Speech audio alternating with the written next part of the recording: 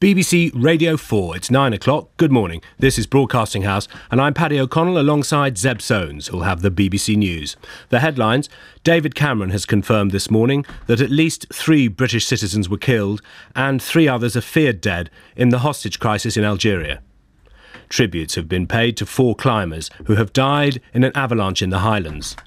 And travellers at Heathrow are facing another day of disruption as more heavy snow is forecast.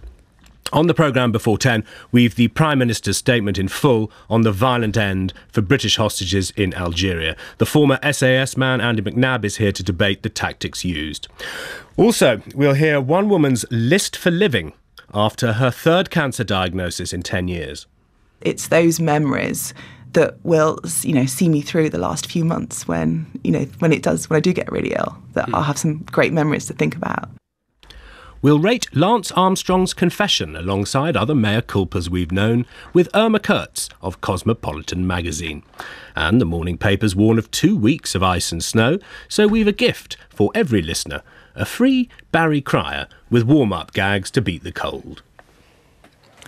The boss said to his secretary, "Where's my pencil? Where's my pencil?" She said, "Behind your ear." He said, "I'm a busy man." "Which ear?"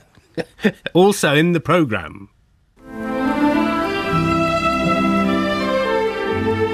Barry's live, by the way. As HMV goes into administration, music journalist Pete Perfides chooses the 5 record shops he'd take to a desert island. On the press panel, welcome Peter Hitchens of the Mail on Sunday, Ben Summerskill of Stonewall and Heather McGregor of the Financial Times. But first, to the BBC News with Zeb Soanes. David Cameron has confirmed that there have been a number of British deaths in the Algerian hostage crisis. Algerian special forces ended the siege at a gas facility in the Sahara yesterday because they said the Islamist kidnappers were planning to blow up the site where they were holding the foreign and Algerian hostages. Strenuous efforts are underway to get more information from the Algerian authorities. In the past few minutes, the Prime Minister gave this statement. It is now clear that this appalling terrorist incident in Algeria is now over. Tragically, we now know that 3 British nationals have been killed and a further 3 are believed to be dead, and also a further British resident is also believed to be dead. I know the whole country will want to join with me in sending our sympathy and our condolences to the families who've undergone an absolutely dreadful ordeal and now face life without these very precious loved ones. West African leaders have ended their emergency summit on Mali with an appeal to the United Nations to provide immediate financial and logistical support for a regional force in the country. The French Foreign Minister Laurent Fabius, who attended the talks in Ivory Coast, said African forces would take control of the military operation against Islamist militants within weeks. However, our correspondent at the summit in Abidjan says there are likely to be logistical and financial obstacles to be overcome before a regional force can be deployed. Tributes have been paid to 4 climbers who were killed in an avalanche at Glencoe in the Highlands yesterday. Scotland's First Minister Alex Salmond said their deaths were truly devastating. Prayers will be said for the victims at a church in Glencoe this morning. 2 people, a man and a woman, survived. The woman suffered serious head injuries and is being treated in hospital in Fort William. Our correspondent Laura Bicker reports from Glencoe. The group of 6 walkers were making their way down a peak called Bishan Nanbian when a slab of snow beneath them gave way. 5 of them were engulfed in the avalanche. 1 man managed to escape unhurt. A major search and rescue operation was launched. The bodies of the other 4 climbers were recovered late on Saturday afternoon. The Mountaineering Council of Scotland has described this as a significant tragedy and urged walkers to assess the risks before heading into the mountains. Snow and ice are likely to cause more disruption for travellers today. Heathrow Airport will again be affected, as Claire Burton reports. 260 flights in and out of Heathrow have been cancelled today. Airlines have reduced their schedules by 20% as heavy snow is forecast for the southeast of England. Several Eurostar trains between London and Brussels and London and Paris have been cancelled, and the company says speed restrictions on remaining services will cause delays throughout the day. Domestic train companies are also braced for disruption, with Southern running an amended timetable for Monday as a precaution. Police in Devon have begun a murder investigation after the death of a 2-year-old boy. Officers were called to a home in Modbury yesterday morning after the child's body was found by a member of the public. A 40-year-old woman has been arrested and is being questioned on suspicion of murder. Barack Obama will begin his second term as President of the United States today with the first of 2 swearing-in ceremonies. He'll take the oath of office at a small gathering in the Blue Room of the White House in order to satisfy the US Constitution, which requires that the President be sworn in on the 20th of January. But because the date falls on a Sunday this year, the public inauguration will take place tomorrow. The Pope is to make his first tweet in Latin today.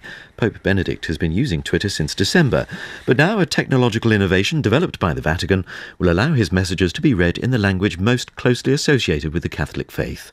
From Rome, here's David Willey. Pope Benedict joined the Twitter sphere last month with the handle @Pontifex. Since then, he's attracted 2.5 million followers, and his regular English-language tweets have been translated into 8 other languages, including Arabic. Now his brief 140-character messages will be sent out also in Latin. He already has nearly 5,000 followers ready to read his Latin tweets, according to his website. The Vatican is using the new social media extensively to disseminate the Christian message. David Willey reporting from Rome. Welcome along to Sunday morning on Radio 4 as the pieces are fitting together of the plan to stage a terrorist spectacular in Africa. The Foreign Office has confirmed that some of the Britons caught up in the Algerian hostage crisis have returned home to the UK overnight. After the 4-day standoff in the Sahara ended in more bloodshed, 3 British families have had the worst news of all, with fears for 3 others. For days there's been little hard information to all of us listening to the radio, but now we can piece things together. The Prime Minister, within the last half an hour, said there would be questions about how the Algerians ended the standoff, but there was a real global terror threat. This is a stark reminder, once again, of the threat we face from terrorism the world over. We have had successes in recent years in reducing the threat from some parts of the world, but the threat has grown, particularly in North Africa. This is a global threat, and it will require a global response. It will require a response that is about years, even decades, rather than months, and it requires a response that is patient, that is painstaking, that is tough, but also intelligent, but above all has an absolutely iron resolve, and that is what we will deliver over these coming years. It will also require countries to work together, and I will use our chairmanship of the G8 this year to make sure this issue is right at the top of the agenda where it belongs. Well, in other comments he made this morning, he did say there was a comparison to be made with the Afghanistan situation a decade ago and what is happening in Algiers and Northern Africa, in Algeria and Northern Africa now.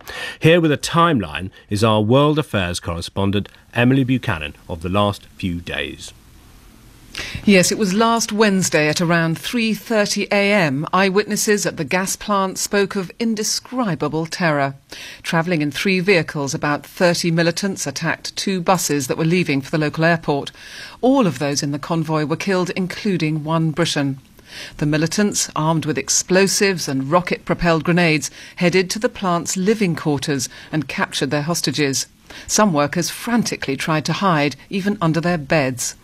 The Algerian government said the kidnappers were operating under the order of Mokhtar Belmokhtar, a former senior commander of Al-Qaeda in the Islamic Maghreb. There was a lot of confusion over how many British workers were trapped. Then, on day 2, Thursday, a group of foreign nationals, including a French couple, escaped from their kidnappers. The Foreign Office confirmed that British workers were among those who were trapped.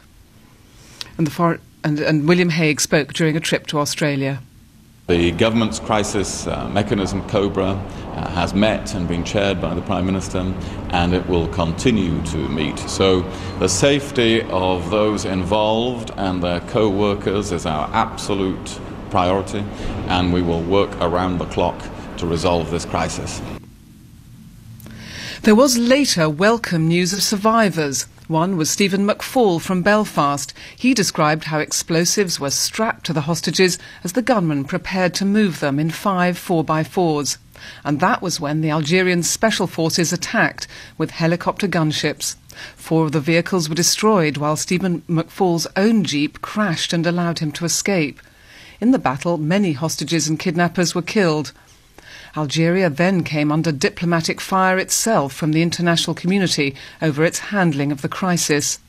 2 of the British hostages who were freed later spoke about how it felt to get out. Very relieved to be out. We still don't know really what's happening back on site, so as much as we're glad to be out, our thoughts are with colleagues. I feel safe at the moment, but I won't feel 100% happy until I'm back in the UK. Until I see my family, then I'll be happy. But my heart goes out to the guys that are still there, and hopefully everyone comes home safe. On day 3, there was little development, just growing anxiety and frustration as Algerian forces cornered the kidnappers in one part of the site. Then, yesterday, reports began to emerge from Mauritanian sources that the lead hostage-taker, Abdelrahman al-Najiri, was threatening to kill the 7 hostages he was holding. Moments later, the news came that the Algerian army had decided to strike again, as they found out hostages were already being killed. All 11 of the remaining militants and all 7 hostages died in that attack. A lot of this information is still not independently verifiable, and it could take a long time for the full drama and tragedy of this whole grisly episode to emerge.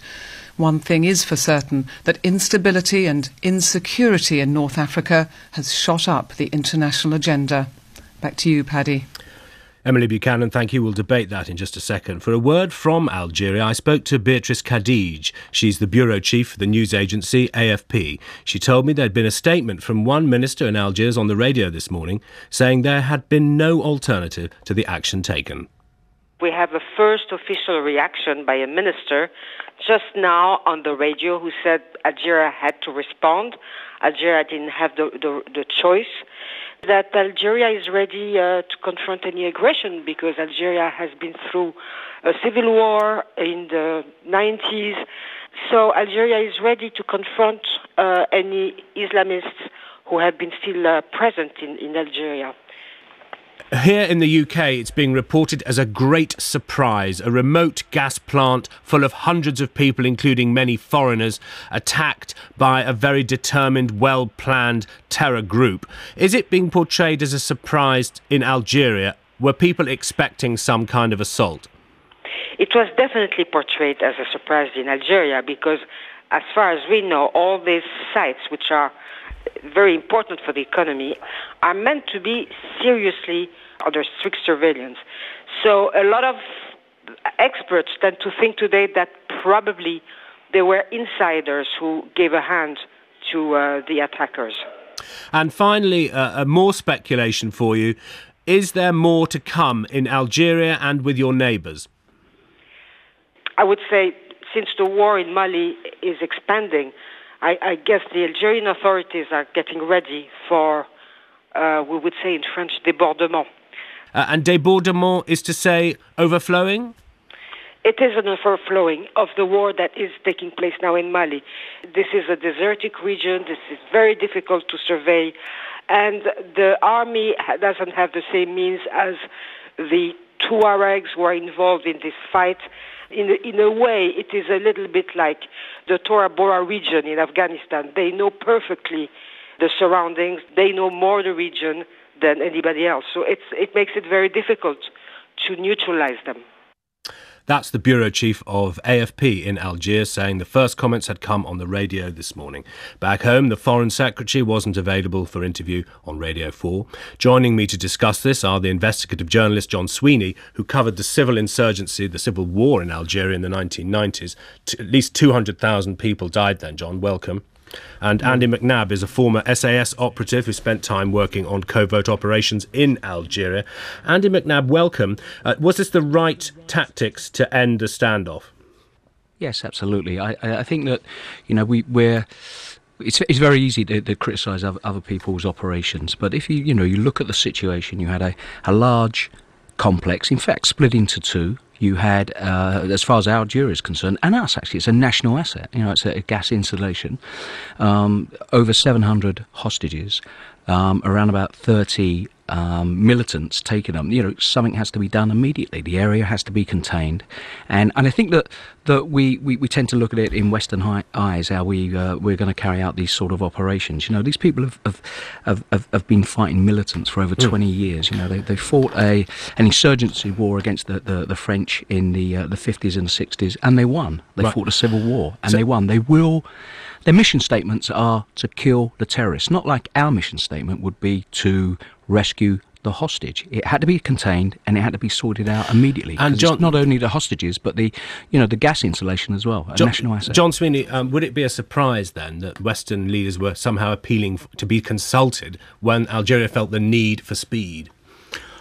Well, first of all, here we are sitting in our lovely, warm, cosy studio, and all our listeners are their homes are being heated by gas. We're talking about the untold price of gas here. One's heart goes out to the families of people who've been killed. However, the question, they have a right to answers, and at the moment they and our leaders, David Cameron included, have been told precious little.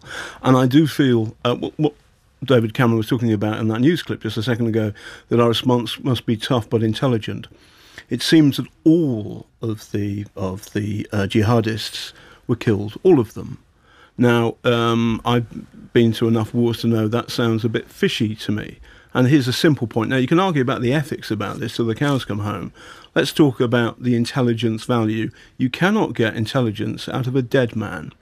So if we're talking about a tough but intelligent response, if the Algerian ninjas, and that's the nickname people use in Algiers for the special forces, killed all of the jihadists, then how do we know where their bases, where their money came from, all of that? And there's something deeper than this, and that is the history of the Algerian Civil War. Right. I went to Algiers in the 90s, and I reported an utterly brutal war.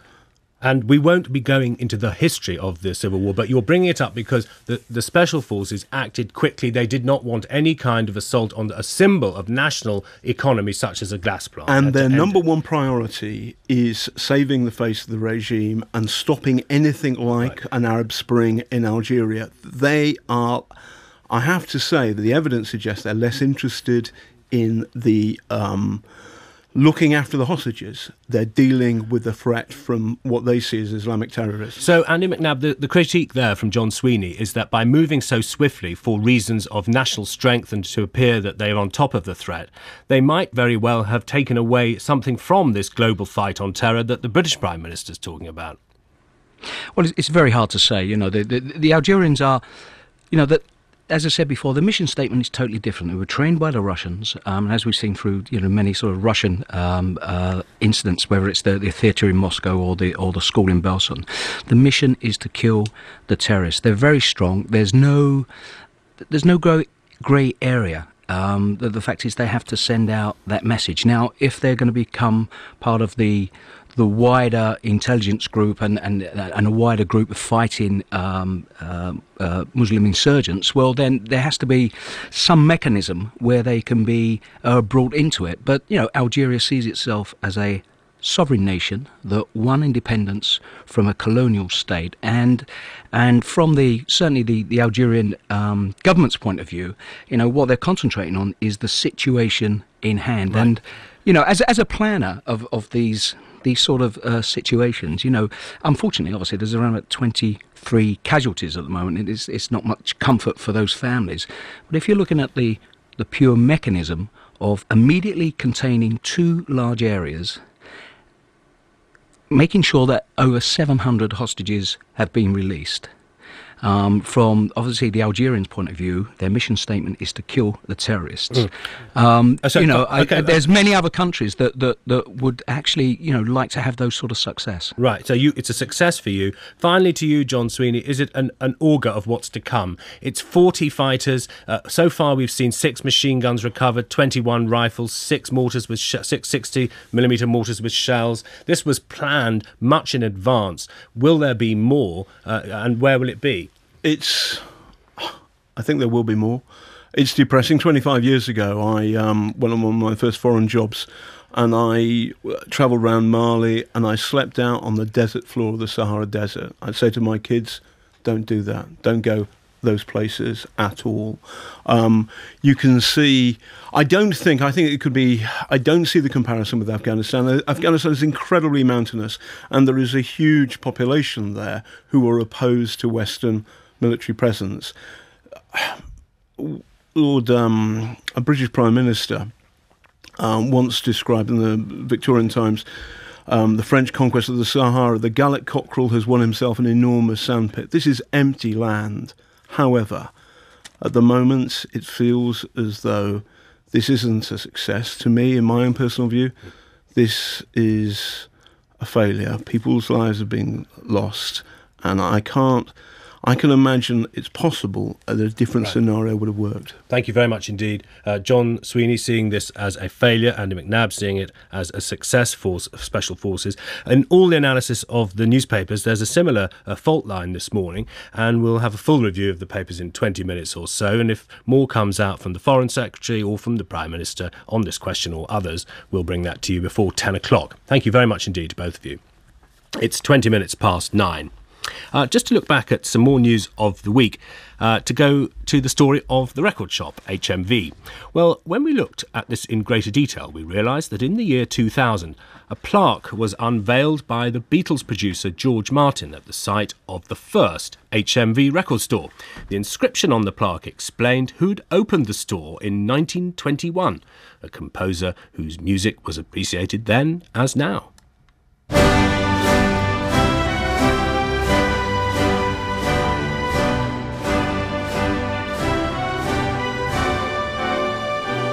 Well, Sir Edward Elgar gave a speech explaining that what musicians wanted was more listeners, and the gramophone, he said, was the way forward. Well, back in the present, you couldn't move for nostalgia for records this week. If half the people who'd appeared on the radio loving HMV had instead bought something there, the firm might not be in such dire straits. But enough about dire straits. The truth is that other record stores are available. HMV may yet be reborn, all may not yet be lost. Here's the story of 5 record shops, past and present, told through one disc bought at each store by the music writer and host of Vinyl Revival on 6 Music, Pete Pafides.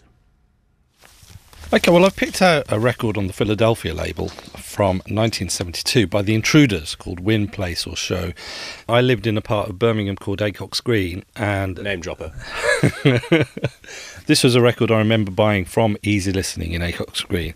And what they would do, which was great for someone like me who didn't have much pocket money to spend on records, is they would package up 5 ex-jukebox records in a sort of cellophane bag, and there'd be like a sheet of paper typewritten on the front of it listing what records you're about to buy. And it was £1.25, 5 singles. And let's just listen to how this builds up then.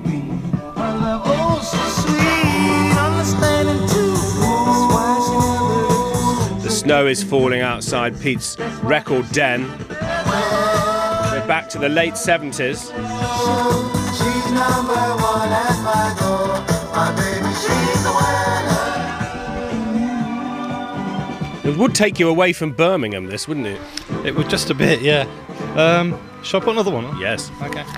This is from a record shop in Palmer's Green, North London. I love this record shop so much. It's sort of the platonic ideal of a record shop. It's tiny. It's run by a lovely man in his 60s called Derek, who knows an awful lot about music. And, you know, sometimes I go in and we've gotten to know each other over the years, and he recommends things for me and says, hey, you might like this. Put this on. Got to find love. I've got to find love. And this is a record by Long John Baldry, and he played this to me. I got obsessed with this song. And this is a 45. It has got a little yellow label stuck on it which says something. Penny, I think. So it used to belong to Penny. Oh, dear Penny, if she's listening. And this is in great condition. It's called... This is The House Next Door. It's the B-side, actually, and it goes for about £40 these days if you're lucky to find one online. So great at all, but for all the love that's in it, it might as well fall. So that's, Pete, that's Desert Island Record Shop number 2. The Record Detective Agency in Palmer's Green. I'm rarely happier than when I got a free afternoon there. Should we confess to Derek, who's the owner there, that he brings out the boy in you when you go into that shop. Absolutely. I feel exactly as I felt when I was 12, when I was allowed to go into town on my own. And I do a circuit of record shops in Birmingham city centre. Where are we going next with record shop number 3? Let's move on a few years. Okay, we're going to an album now. We're going to albums. This is The Birds. I went to university in Lampeter in West Wales. It was a bit of a culture shock because having left Birmingham to go to this place, it seemed like the middle of nowhere, a small Welsh market town. And I didn't realise just how much of a sort of emotional sort of crutch the sort of record shop was for me. And I was in this place and I just thought, I don't know anyone. I'm struggling to make friends. You know, I'm in a corridor full of people who listen to soft metal and this isn't going well at all. And so I just wandered down the street and I just thought, God, I just want to go to a record shop. And lo and behold, like some kind of mirage, I saw a little sandwich board outside a travel agent that said, Hags Record and Tapes. And I just couldn't believe it. And I was a bit scared. I went up the steps because there was no shop front. And it was a mess. And all the best record shops really are a mess. You just have to get dirty and kind of pull out piles from underneath other piles. And you saw the Birds. So I saw this. I saw the Notorious Bird Brothers.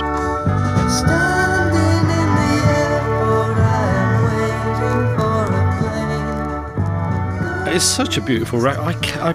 I was so happy. I went back to my room. I had a record player set up already, and I just played it to death. And I could tolerate the soft metal gang that were surrounding me in the other rooms, playing Cinderella and Poison records. What track are you playing us? Get to You is a bit of an underrated track.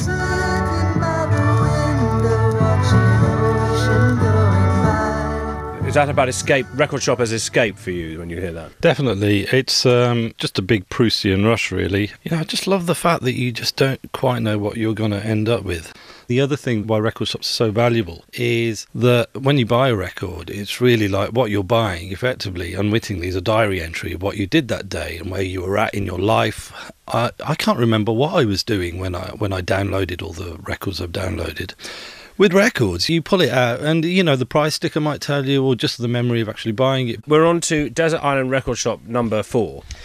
Yeah, I think I want to make the point that there are a lot of second-hand record shops, but also there are so many fantastic record shops around the country that sell brand new vinyl. You'd be surprised. I went back to Birmingham to visit my parents last year, and I was delighted to find that there was a record shop still there that sold new records. It's called Polar Bear. It's in Kings Heath.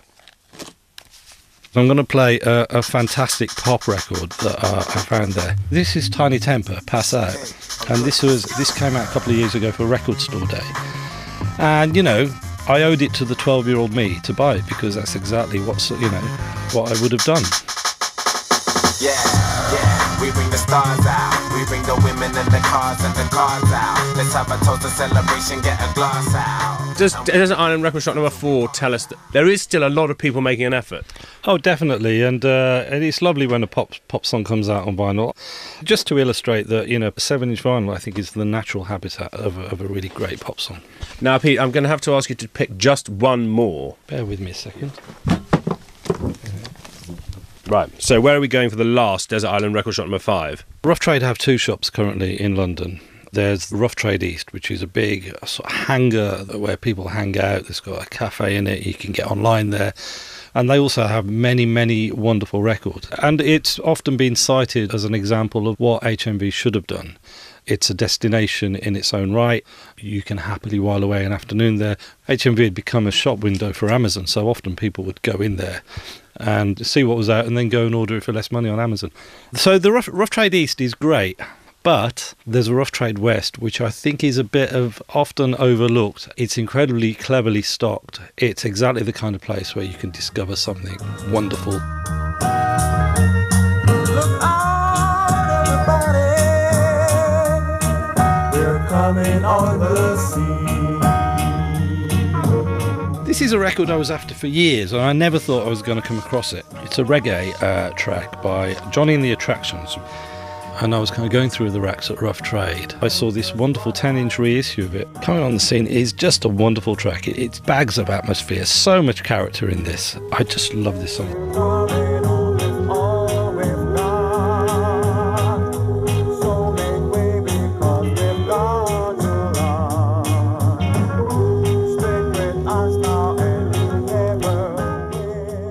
With thanks to Pete Perfides and also to Penny, if you're listening, who he's got one of your singles still, I notice.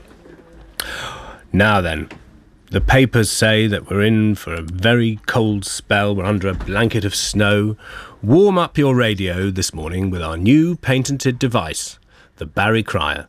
We go live to North London to feel the glow of a good gag. Barry is completely live and is going to do an experiment now, warming you and me up with the simple, old-fashioned warm-up joke. Barry. The wife was in the kitchen and she said, chicken or chili con carne? And her husband in the front room said, oh, chicken, please. She said, you're having soup, fatty. I was talking to the cat. It's working in here. I do hope on a grim day there's evidence of you. Send a message to Barry if you like. He's here again shortly. Now then, the Pope tweeted in Latin, and who hasn't? And I've heard from listener Peter Trott, surely the Pope will be communicating in Latin using the medium of Twitter, not the media, this being the plural. That's the sort of morning it's going to be. Bernard Cribbins said modern children's TV had become too fast and too noisy, and this news event was widely covered and is repeated here as a quiz.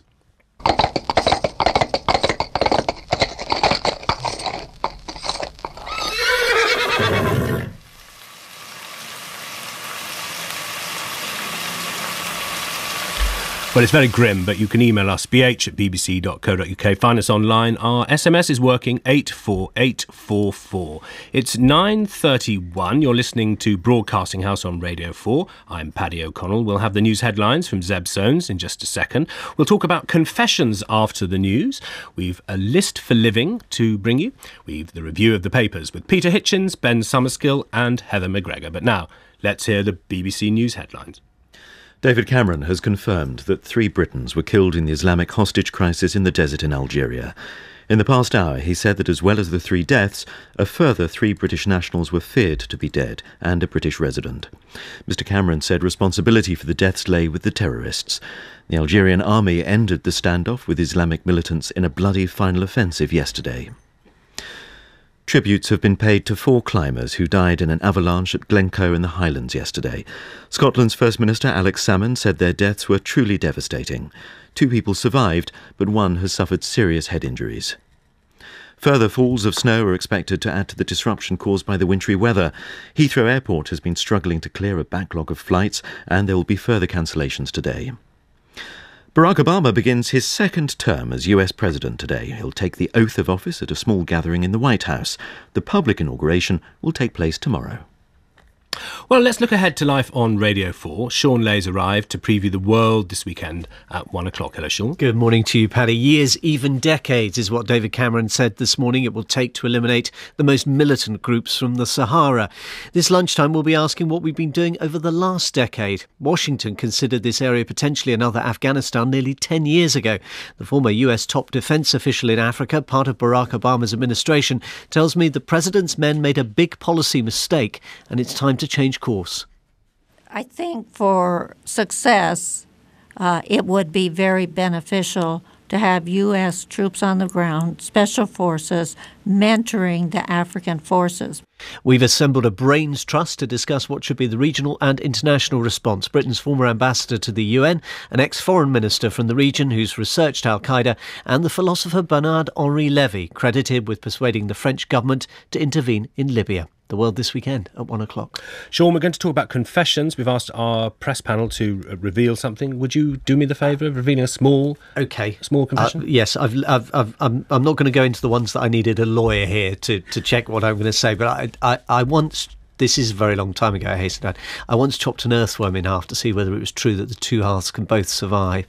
I'm pleased to see, actually, that in one of the papers this morning, it says earthworms are thriving, probably without the intervention of small children and their penknives. Do not try that at home. Sean, very honest of you. Thank you very much. And the good news that the worms have come back. Well, listening to this and looking confused, Irma Kurtz, the Cosmopolitan magazine agony aunt for 4 decades. And Irma is here to review the confession by Lance Armstrong. Armstrong. You'll know he owned up to lying, doping and duplicity to Oprah Winfrey. The interview aired after more previews than even an upcoming ministerial speech on the Today programme. Confessions seem to offer an insight into the human condition, compelling us to condemn or condone. Well, Irma, welcome. Thank you. What did you make of Lance Armstrong's confession? Well, to be honest with you, I think Armstrong is a very puzzling person. You see, confessions are so different. They're not as easy as we like to think. There are many reasons for confessing. And I think his reason for confessing is a complex one. So I don't think it's as simple as it seems, you know. No. So if it's to be convincing, it's got to be heartfelt rather than sort of manipulative. Well, convincing to whom? I mean, if a great actor can convince you that his confession is genuine, it's got to be from within. I think Armstrong's within is very troubled and stormy, to be honest with you. Could I sum it up that... oh, my microphone's gone away. Oh, that's I'm the back way it now. goes. Could I sum it up? His within is without. Now, look, what do you make of this? Rod Stewart faked his driving test. He's confessed, isn't the Sunday Times? Horrors. Oh, horrors. I think that we're going to enter a time of competitive confessions now. Isn't it nice how Stewart's confession has upped Armstrong's? That was only the other day, but I see that Stewart made the front page. When people write to you from the heartache of their own lives, and over 40 years many have, why do they do so? They do so for many reasons. Now, remember, it's women who generally write to me, but this is just as true as men. They just don't write to me. They generally write about an indiscretion or an infidelity. Something passing and quick is what it is. And I think I should, oh, how I hate that word, I should tell my partner about this infidelity, this bad thing. He should know. Now, generally, what they are asking for is, it's not exactly an apology. It's they want a punishment from him so it stops the pain of guilt, because guilt's a very, unpleasant position to be in. Or there is trouble in the original union and they don't want to face it, and they've done this as a kind of distracting exercise. There's so many reasons, and I almost always say don't. Let the pain of that guilt prevent you from doing it again. That's very a life lesson from you. Don't do it again. But there is also secondhand. I've had a young woman wrote to me because she saw her best friend's boyfriend putting a beautiful young girl into a taxi outside a hotel, and really, my friend should know that this has happened. And I told her, don't. That's a very different form of... And yes, it turned out the girl was his sister too. Thank you very much indeed. And we look forward to seeing you again soon, I think. Thank you very much. I hope so. Irma Kurtz reflecting on the confession and, of course, misdirected appearances. It's 9:38, if you like that sort of thing. Standing by to warm up our press panel who are here. Barry Cryer, he's beating the icy blast. It's a free gift for all of us this morning. It's the glow from your radio, thanks to the automatic Barry Cryer, who's here to warm us all up with an old-fashioned joke. A man's parrot was swearing a lot and it irritated him, and he told a friend about his swearing parrot, and his friend said, stick him in the fridge for 5 minutes, he'll get the message. So he said to the parrot, are you going to behave? He said, no. So he stuck him in the fridge for 5 minutes. Then he took him out and he said, are you going to behave now? And the parrot said, all right. And the parrot looked back in the fridge and said, what did that chicken do? You are allowed to laugh, Peter Hitchens, Is that working for you? Is it warming up? Is it warming your cockles? Yes, well, I prefer to laugh silently. The sound of me cackling is more than most people could take on a Sunday morning. Barry, thank you very much indeed. It's very nice of you to warm us up this morning. Much love for you in my email inbox. Peter Hitchens is here, the author, the foreign correspondent and columnist for the Mail on Sunday. His most recent book is The War We Never Fought, the British Establishment's Surrender to Drugs.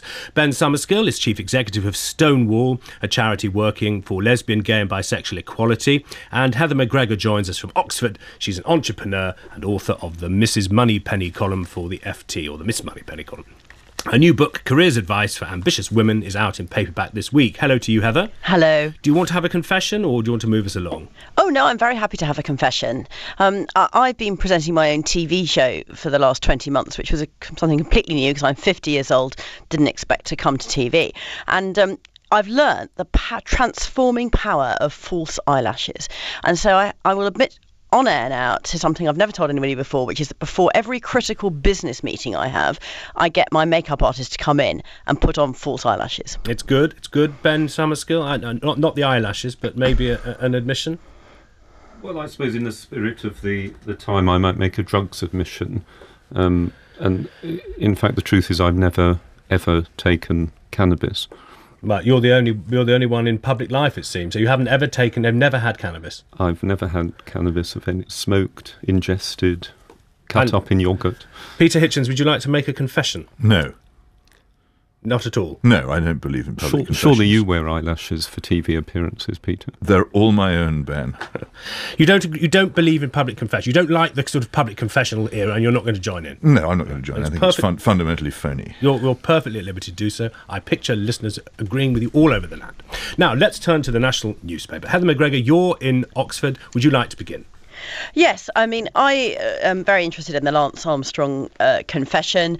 I too, by the way, have never taken cannabis. I used to think that made me very boring. But in The Observer on page 43, there's a column by Nick Cohen, and he's talking about a sport that is, in my house anyway, more familiar to us than cycling, which is cricket. And he's saying that Jonathan Agnew has pointed out that you can measure the decline in standards in sport by looking at how few batsmen walk these days. And Agnew says that many cricketers have forgotten that they are just the custodians of the game who need to ensure that they don't damage its reputation. And I think Lance Armstrong was the custodian of cycling, and I think he thought he was more than that. And you don't, I mean, we heard from Irma Kurtz she wasn't convinced by his walk. Were you? No, I don't think he walked from the wicket. Do you? What do you, gentlemen, with me? I have no idea. I don't think so, no. The difficulty is with all these things is that they make so much money out of it, and if he made a confession and restitution to the extent that he lost the enormous wealth which he made through his cheating, then I think one would be more persuaded. But sport itself seems to me to be so completely infested with money that it's almost impossible for anyone to do anything straightforward in it anymore. Let's move along. Ben Summerskill, the Sunday Telegraph, and you're going to take us to the Matt cartoon. Well, the Matt cartoon is in the middle of a long story about further chaos at Heathrow, and of course, as so often, Matt manages to encapsulate in 6 words what 1,000 words of prose might do. He shows a little car that's fallen into a ditch, and the driver is explaining to a policeman the car developed a looser relationship with the road and then decided to leave it altogether. But the story points out that at least 3,000 BA passengers were put up in hotels. The airport was like a refugee camp. Others said their directions to offloaded luggage amounted to scrawled notes on pieces of paper. And the one thing I just cannot understand, and we have this carry on up the runway every couple of years at Heathrow, the one thing I just can't understand is why we can't build an airport that doesn't have shops, doesn't have huge arrival halls, can just get you from check-in onto an aeroplane in 30 minutes. I can remember airports like that in Moscow. There was absolutely nothing there. They were like latrines, but it is absolutely true that when the snow fell and was 10 or 15 feet deep, they still took off and landed on time. It's an annual complaint. You hear it from Canadians, you hear it from Russians, and everyone seems to have a go at us. Heather McGregor, do you feel any sympathy for the authorities at Heathrow? I don't feel any sympathy for them. There's an excellent picture on the page 11 of the Sunday Mirror of Heathrow looking exactly as Ben just described, like a refugee camp. I do notice that Indian Knight in the Sunday Times says that she loves snow, and she says you can embrace it or you can become furious and moan for days on end. I think that probably the people at Heathrow couldn't really embrace it. Personally, I dealt with this 2 years ago by learning to fly a plane myself, and I can tell you, Oxford Airport, we don't have any problems with snow. Well, it's not available to all of us, but it's a very direct solution. Peter Hitchens, we haven't heard from you where you'd like to, the main thing you'd like to pick from the newspapers. Well, the first thing, I think it has to be the most important thing, is this awful carnage in Algeria. And two rather fine articles I'd point out to, one in my own newspaper, The Mail on Sunday, by Mark Armand, and the other in The Independent on Sunday by the absolutely indispensable Patrick Coburn, who is the person who one must, I think, always turn to when Middle Eastern and in fact international affairs in general come up. Both make a very important point, that we should have seen this coming, and that it has some connection with the Arab Spring, which we all, not in my case, but almost everybody else's case, all applauded and said was so wonderful. As Mark Armand said, for the last 2 years, the West has looked at the region through the rose-tinted lens of the Arab Spring. Democracy was supposed to be transforming the Arab world, but it went almost unnoticed that Algeria greeted the celebratory gunfire of Gaddafi's lynching with a deafening silence. To them, Gaddafi was a useful neighbour because he shared the same enemies, the Islamist rebels who want to take over the entire region. And Patrick Coburn points out that Gaddafi had long kept a sort of order in the states in and around the Sahara. So the briefing from some of these journalists is that collapse of the Gaddafi regime has led to the insurgency groups feeling more muscular. I think, and also there being many more weapons available for them to use. I noticed Jason Burke in The Observer saying that it's actually the competition between the groups as much as hatred of the West which fuels the more extreme elements. Well, that may be so, but I just think that the long period of complacent simpering about the Arab Spring really ought to come to an end. And I'm completely baffled by British foreign policy, which is supposedly against Islamic militancy in Mali, a country in which we have no interest at all, so far as I know, but is actively supporting Islamic militancy even now as we speak in Syria. Right. Now, I noticed the rest of you haven't selected Algeria stories to talk about, so Heather McGregor, I'll ask you to move us along to the Mail on Sunday, Peter's newspaper. Anthony Selden, what's he saying about teenagers? Yes, well, he is saying some excellent things about teenagers, but I do just want to mention that article by Mark Armand again that Peter just mentioned, because it really is exceptional. And it's only a small article, it's on page 9, as he said, but there's a point he makes in it that Peter didn't say, which is that the disparity between the state-of-the-art gas plant and then the poverty of the surrounding areas. And it says, we cannot let ourselves rely on the moderation forever. Unless ordinary life can be made better, Islamic radicals will offer a brutally simple solution. And, that's true in the Nigerian Delta. It's true in the platinum mines of South Africa. That is a very strong point. Anthony Selden is bringing us to a point he's trying to make, saying teenagers' heads are filled with Katie Price and exam results, and what they really need to learn is character. He's talking about people coming out of school not employment ready, and as someone who in her day job works in this area, I can tell you that's very, very true. Well, I have to say, character forming in school is something we all say we're in favour of, but actually it's not very enjoyable when it happened. I attended a strict regime prep school on the edges of Dartmoor, and it was very character forming, and actually I look back on it with some pleasure. But if you tried to do most of the things that they did there nowadays, the health and safety people, and indeed lots of other people, would come in and put a stop to it. Well, I don't think your prep school masters will have been too pleased when you ended up as a member of the Trotskyist International Socialist. Oh, I don't know. Was it the Trotsky Socialist Internationalist? You need a certain amount of moral toughness to be a Bolshevik. You're going back a very long... You're digging there into Peter Hitchens' past. He's renounced Trotsky. We're former colleagues. Ben loves digging into my past. Heather, we have got in trouble with teenagers in recent weeks because we do, as grumpy adults, say things that are wrong. Are you in touch with teenagers? Are you speaking... Can you tell us the truth about teenagers, or are you out of touch? Well, I've got 3 sons. I only do one sex, and I also only do sex once a year because they're all born around the same time of the year. Thank you for sharing that, Heather. Well, we're not in the confession stage anymore. We're in the confession segment. No, we've moved on. But they are. What I would say is that 2 of my children are 14 and 18, and I think that the things that they experience outside school are just as important as the exams. They need to look people in the eye, shake their hand, and have character forming. Ben Summerskill, another pick from you. Well, there's an investigation in the Mail on Sunday into a school in Wiltshire run by the Exclusive Brethren, a Christian fundamentalist organisation, and Wiltshire County Council say they are now investigating allegations of child cruelty and failures to teach the national curriculum. Laptops are banned, boys and girls aren't allowed to speak to each other. They engage in something called shutting up, which is preventing children talking to each other. And a spokesman for the school said, shutting up for many hours is not intended as a punishment, but is meant to encourage people to consider their actions. But I do think this is a reminder, and I say this as a former school governor, that however wonderful it might be to delegate the control of schools to teachers, that there does need to be some kind of state supervision. The other thing they do ban, incidentally, is rugby on the grounds it promotes savagery. Yeah, they're not entirely wrong there, are they? Well, as I said, I don't think it ever did me any harm, Peter. There is a quote from... Who are you to say? I have intervened at times to try and stop my children from playing rugby. I'm so worried about it. All right, well, actually, that's almost more controversial than what I was about to say, which is there's a quote from the school here saying, "We have a strong Christian ethos designed to protect our students from the less desirable aspects of modern society."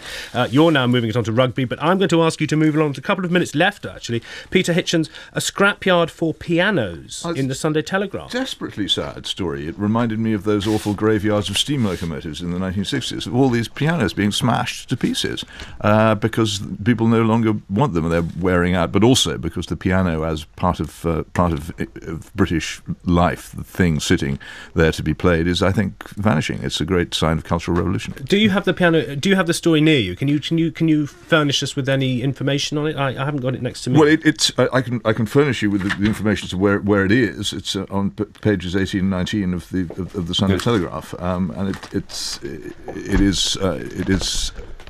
it contains some very, very sad pictures of pianos being smashed up. You can almost hear the dreadful clang of them being broken to pieces. Famously, of course, the Commodore of the Royal Naval College at Dartmouth had the piano in 1931 taken onto the parade ground and broken up on the grounds, which I suspect Peter might approve of, that playing the piano encouraged effeminacy.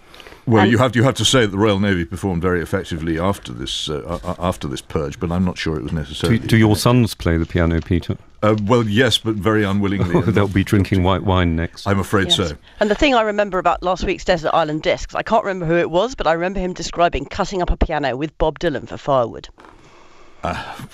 Shocking.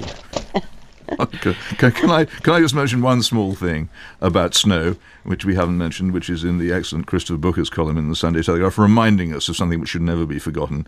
A famous headline from The Independent in March 2000, "Snowfall, just a thing of the past," over a quotation from David Viner of East Anglia's celebrated climatic research unit, predicting that falls of snow will, within a very few years, become a very rare and exciting event. Well, thank you all very much indeed for collaborating to bring us the papers. Peter Hitchens, Ben Summerskill. Maybe the two of you should have your own programme, I think. I look forward to that. And so do we. Heather McGregor, there in Oxford. Writers in residence. Thank you very much for competing with what's been going on in London, Heather. Thank you very much.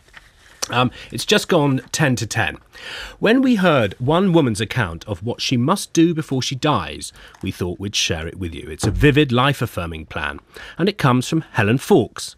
But Helen is being treated for ovarian cancer for the third time in 10 years. Helen, who's only 41, is a BBC colleague who's been blogging about the news that over Christmas doctors told her to get her affairs in order and prepare to die young. She's also a listener to our programme and hopes you'll understand why she wants to choose to be optimistic.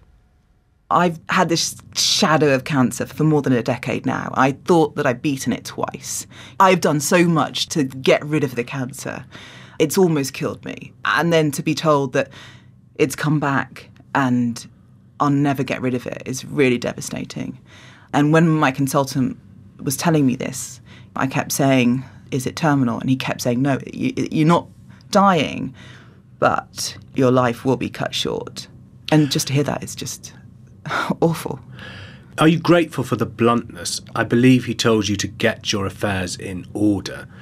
Yeah, absolutely, because you can make plans to deal with that. I think that what my consultants have told me is that they adjust the way they tell the news in terms of the way that you would want to hear it. So in the past, I've asked very blunt questions. And so I think that they told me everything I needed to know because I did keep asking them lots and lots of questions. And I really wanted to know absolutely what's the best case scenario, what's the worst case scenario. And what is the answer to those two questions at the moment? Well, it's really difficult to know how long I have to live. The worst case scenario is that I have 6 months. The best case scenario is that I have years. probably 5 years, maybe more, maybe 10. Who knows? We don't know. But what they're going from is what women who've gone through a similar thing, you know, what's happened to them. So if I am very, very unlucky, then it will be months. And the consultants really did spell this out, that was a possibility, because they don't want you sort of thinking that it's all going to be okay. Like last time, you know, you have a possibility of beating cancer. This time, I don't have that possibility. And so can I ask what affairs you are putting in order? You made a list for living nearly a decade ago when you had the first diagnosis, things you must do. Is one of the things you're getting in order rewriting this list? When I was diagnosed 11 years ago, when I was having the chemo, I felt so ill. All you can do is lie in bed and just be ill, basically. It's just horrendous. And I began to think about the things that I would regret not doing if I died. So I came up with a list, and it was my list for living. And so some of the things on the list included becoming a foreign correspondent, living in Moscow, things like that. And within weeks of finishing the chemo, I went off and I did them. And I spent the next few years just having an amazing adventure abroad, having a brilliant time, doing the things on my list for living. And now I'm sort of getting my affairs in order, thinking about things like wills and funerals and things like that. But it's much more, I'm finding it much more enjoyable to think about a new list for living. So I'm coming up with what I want to do now. Yeah, and, you know, it's treading in a very personal part of your life. I have a sort of permission from you to do it because I met you doing one of the ridiculous things on your list, which was covering the Eurovision Song Contest. It wasn't quite on my list for living. It should never have been. But for listeners who doubt both of our tastes for being in Kiev at that time, what's on your list now? Well, before, I knew there was a possibility that my life could be cut short. I lived as if I had 5 years to live. Now I know my life will be cut short. It changes your perception of what you want from life. So the things on my list now are about moments, about having amazing moments, doing things with friends and just enjoying life. So some of the things on my list are quite like skydiving. I want to do a parachute jump, go flying, things like that. Is it completely exhausting, the emotional ride between optimism and pessimism? Yeah, it's really hard because basically you're coming to terms with your own death. It is a grieving process that you're going through, and sometimes you'll just be just so overtaken by tears, and you just can't stop crying for a couple of minutes, and then it goes, and you feel fine. And it's this weird, surreal feeling of thinking about that you are going to die. I feel really healthy, and yet I'm thinking about my death at some point. It is really hard to sort of come to terms with it when you don't feel really that ill. You've described it as an extraordinary mix of feelings, and it's obvious why. But does the list for living help? Do you recommend it to any of us, well or sick? Is it something that we should all have a go at? Yeah, I think that everyone should have a list for living because, you know, you've got to set yourself the goals of the things you really want to do and not let ordinary life get in the way. It's such a cliche that life is really precious, but it's so short. And I'm so glad now that I did a list for living, 11 years ago, and I went and I did those things, because now I'm not living with the regret of thinking I wish I had. And so I think it's really good to do things. And for me personally, it's a way of having a really good time with people that I love as well, and making sure that happens, creating some really good memories. And, I think it's those memories that will, see me through the last few months when I do get really ill, that I'll have some great memories to think about. And that's really all that life is just a collection of really good memories. And so, I'm looking forward to doing lots of things on my list for living, which I'm still drawing up right now. And our thanks to our colleague, Helen Fawkes. We'll go on our way with the closing news. We've heard from the Prime Minister this morning on the situation and the end to the standoff in Algeria. He said that it's now known that at least 3 British citizens were killed and 3 others are feared dead in the hostage crisis in Algeria. it is now clear that this appalling terrorist incident in Algeria is now over. Tragically, we now know that 3 British nationals have been killed and a further 3 are believed to be dead, and also a further British resident is also believed to be dead. I know the whole country will want to join with me in sending our sympathy and our condolences to the families who've undergone an absolutely dreadful ordeal and now face life without these very precious loved ones. Within the past half hour, the Foreign Secretary William Hague has been speaking to the BBC.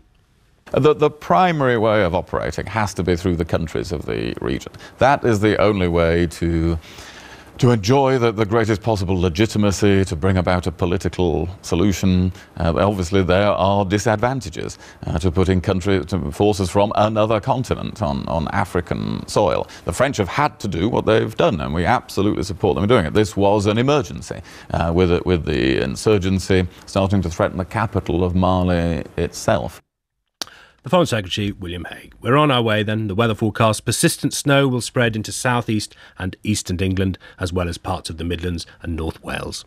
The quiz answer: the discovery of horse meat in burgers. The winner, Henderson Hall from Newcastle upon Tyne. The producers were Emily Unier and Stephanie Cummings. The editor was Owen Phillips. To you for listening. Have a good weekend and thank you.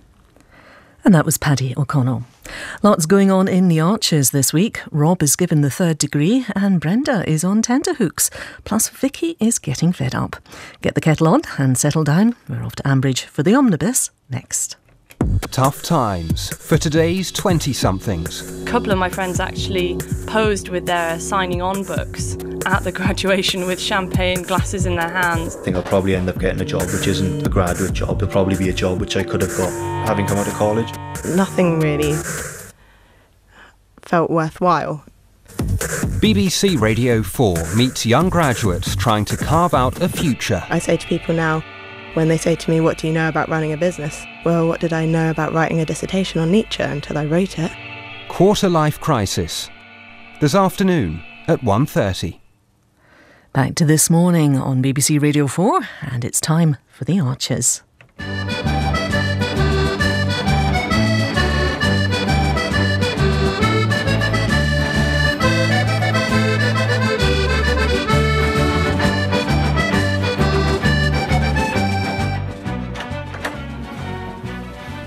Morning, Sleepy. Oh. What's all that? It's breakfast. You're spoiling me. You shouldn't have. I wanted to. It's lovely having you here. It's lovely to be here. That doesn't mean you have to treat me like a guest. What makes you think I treat guests like this?